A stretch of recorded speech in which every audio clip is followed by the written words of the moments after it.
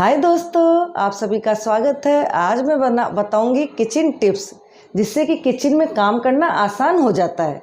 तो चलिए बनाना शुरू करते हैं। तो इससे पहले मैं आपको बताती हूँ कि अगर आपके पास कोई भी किचन टिप्स है तो आप हमें कमेंट्स करके बता सकते हैं और मैं अगली टिप्स में आपका नाम लूँगी कि जिन्होंने भी मुझे किचन टिप्स भेजी है मैं उनका नाम लूँगी और वो किचन टिप्स बताऊँगी। तो चलिए किचन टिप्स बताते हैं। किचन काउंटर पे चींटियां आने लग जाती है, वो नहीं है, उसके लिए हमें क्या करना चाहिए।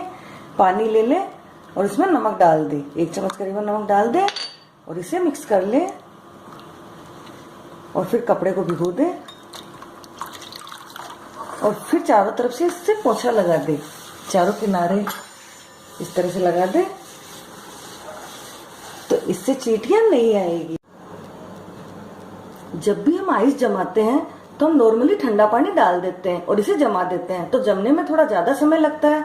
अगर हम यही काम थोड़ा सा गुनगुना पानी कर ले और फिर ट्रे में डालें, ये मैंने गुनगुना पानी कर लिया है, अब इसे ट्रे में डाल देंगे और फिर जमाएंगे तो ये आधे समय में जम जाएगी।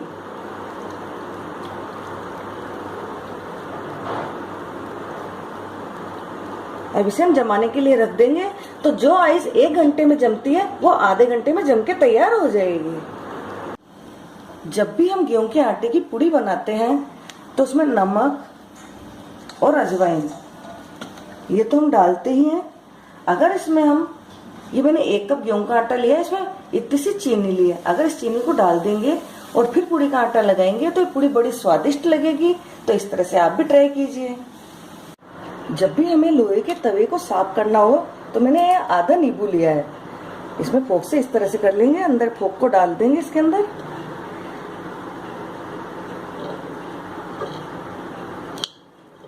और इसे मैं गैस पर रख दूंगी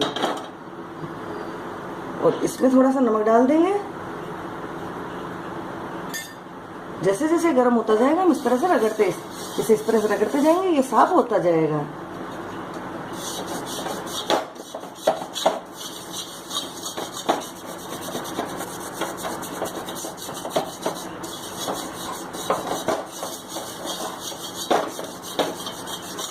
देखिए ये साफ होता जा रहा है। लोहे की कोई भी चीज हो आप इस तरह से इसे साफ कर लें।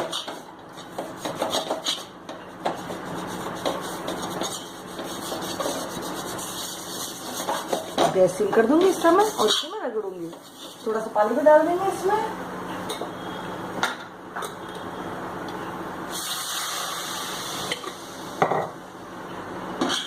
और फिर साफ करेंगे।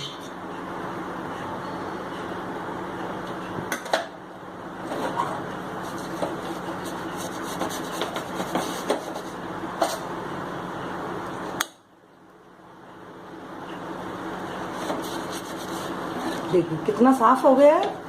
तो इस तरह से हम साफ कर लेंगे, फिर इसे साबुन से या सर्फ से जिससे भी आप साफ करते हो उससे साफ कर लेंगे। फिर मैं बताती हूँ आपको। देखिए तवा साफ हो गया है। तो इस तरह से आप भी लोहे के तवे को साफ कीजिए।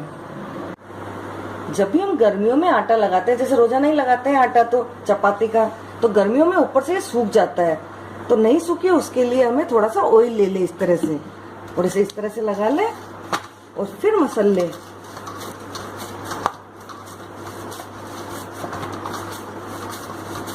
और फिर इसे ढक के रख दे तो इससे पपड़ी नहीं आएगी। जब भी हम कॉफ़ी बनाते हैं तो कॉफ़ी किस तरह से बनाएं।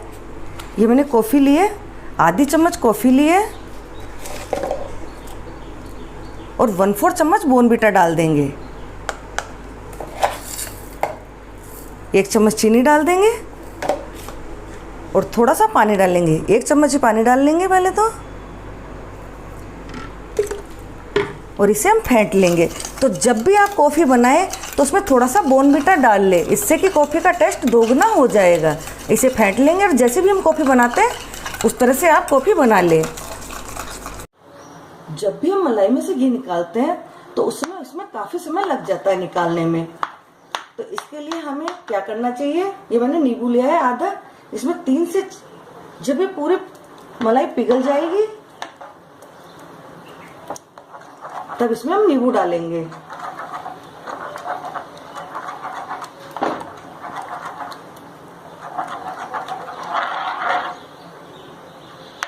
ये मलाई पिघल गई है। अब इसमें मैं नींबू डाल रही हूँ